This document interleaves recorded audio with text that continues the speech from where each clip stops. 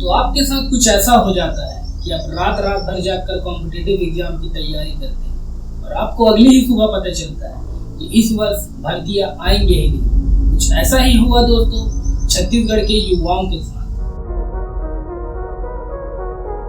लेकिन जब तक के आरक्षण भी लटका हुआ है तब तक के भर्ती प्रक्रिया हम शुरू नहीं करेंगे। यूपी के दबाव में राज्यपाल आरक्षण संशोधन विधेयक बिल पर हस्ताक्षर नहीं कर रही है, जिसकी वजह से नियुक्तियां अटकी पड़ी हुई हैं। प्रदेश में जो है आरक्षण का मुद्दा जो है अब एक बड़ा मुद्दा बनते जा रहा है, जहां पे नौकरियां जो एक तरह से रुकी हुई थी, इसे लेकर आज युवा जो है वो सड़कों। संशोधन विधेयक सर्वसम्मति से पारित करवा के राजभवन भेजा था, लेकिन भारतीय जनता पार्टी के क्षुद्र राजनीति और स्वार्थ की राजनीति के कारण आरक्षण संशोधन विधेयक राजभवन में लटका हुआ है, जिसके कारण निश्चित तौर पर भर्तियां प्रभावित हो रही हैं, लोगों को नुकसान हो रहा है, युवाओं को नुकसान हो रहा है। भर्तियां न निकलने का क्या है कारण, वर्तमान की सरकार का क्या है इसमें वक्तव्य और सरकार इन सवालों का क्या दे रही है जवाब, और क्या कहना है हाई कोर्ट का और क्या कहना है नए राज्यपाल का।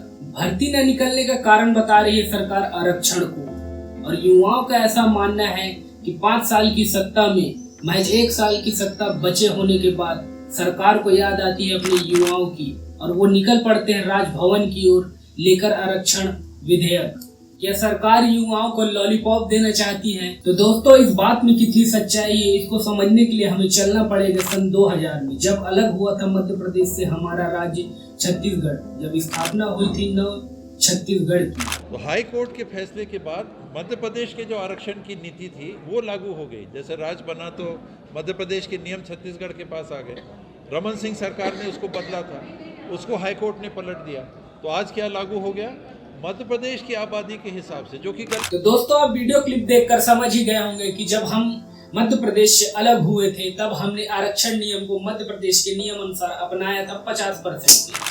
तो दोस्तों इसमें बदलाव हुए सन 2012 में, सरकार थी बीजेपी की और उन्होंने इसे 50% से बढ़ाकर 58% तक लेकर गए, लेकिन हाई कोर्ट ने इसे पेंडिंग कर दिया।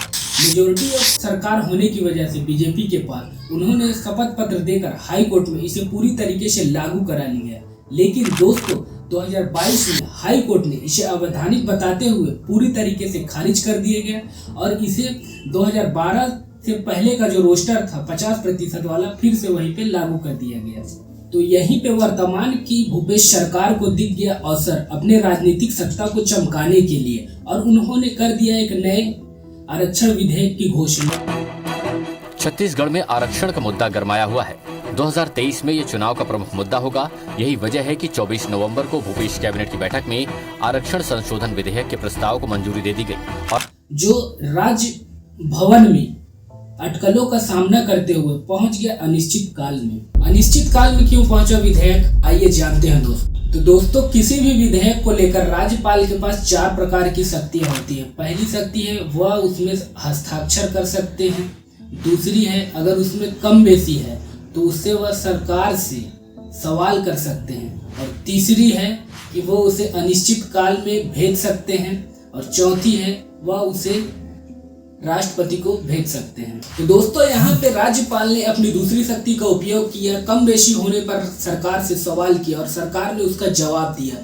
फिर राज्यपाल ने अपनी तीसरी शक्ति का उपयोग किया और उसे अनिश्चित काल के लिए भेज दिया। तो दोस्तों सरकार ने यह अपनी नाकामियों को छुपाने के लिए जो युवाओं को लॉलीपॉप दिया था, उस लॉलीपॉप को बरकरार रखने के लिए भूपेश सरकार ने यहाँ पे फिर से एक दूसरा लॉलीपॉप दिया और उसका नाम रखा बेरोजगारी भत्ता। छत्तीसगढ़ में बेरोजगारी भत्ता योजना को छत्तीसगढ़ सरकार रोजगार विभाग ने स्वीकृति दे दी है। तो दोस्तों युवाओं को यह बिल्कुल भी मंजूर नहीं था और इसलिए उन्होंने किया इसका शांतिपूर्ण विरोध। और बहाना दे रही है शासन आरक्षण रोस्टर का, तो हम क्या आरक्षण रोस्टर से मतलब नहीं है। अपने बेरोजगारी को लेके बैठे हैं और उसको लेके अगर आज नहीं हुआ तो कल भी बैठेंगे, कल नहीं हुआ तो परसों भी बैठेंगे। हमें 50% आरक्षण में भर्ती दे दीजिए, आरक्षण नहीं देंगे तो भी हमको भर्ती चाहिए, हमें कोई वो नहीं है। मैं नूतन क्लासे से हूँ, इतने दिन से हम तैयारी कर रहे हैं, हम लोग को बेरोजगारी भत्ता देने की बात कर रहे हैं। संविधान में हमारे लिए ये है कि हम गौरवपूर्ण जीवन जिए, हम लोग बेरोजगारी भत्ते के लायक है क्या? इतने दिन से तैयारी कर रहे हैं तो हमारे लिए भर्तियां निकालो, हमें नौकरियां दो। हमें बस रोजगार चाहिए, सरकार जल्द से जल्द 50% आरक्षण के आधार पर रोजगार निकाले और जितने भी भर्तियां रुकी हुई हैं उसको जल्द से जल्द भरे और जो भी परीक्षा के परिणाम रुके हुए हैं उसको भी जल्द से जल्द जारी करें। गवर्नमेंट कहती है 76% पे आरक्षण चाहिए, हम आपको देंगे। हम कहते हैं हमको 50% पे दे दो, हम 50% पे लड़के अपना निकाल लेंगे।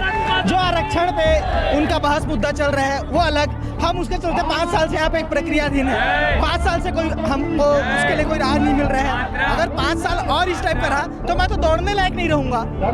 युवा यही चाहते हैं वर्तमान सरकार से कि वो सरकार नौकरियां निकाले और हम नौकरियां पाएं, हमें आरक्षण के नाम पर ना बहकाया जाए। तो दोस्तों यहीं पे मैं अपनी वीडियो को समाप्त करता हूं। अगर आप चाहते हैं कि मैं बेरोजगारी भत्ते के ऊपर वीडियो बनाऊं तो आप कमेंट करके बताइए मुझे। तो दोस्तों चैनल को लाइक करिए, सब्सक्राइब करिए और शेयर करिए और अपना प्यार इसी तरह बनाए रखिए। धन्यवाद। जय हिंद।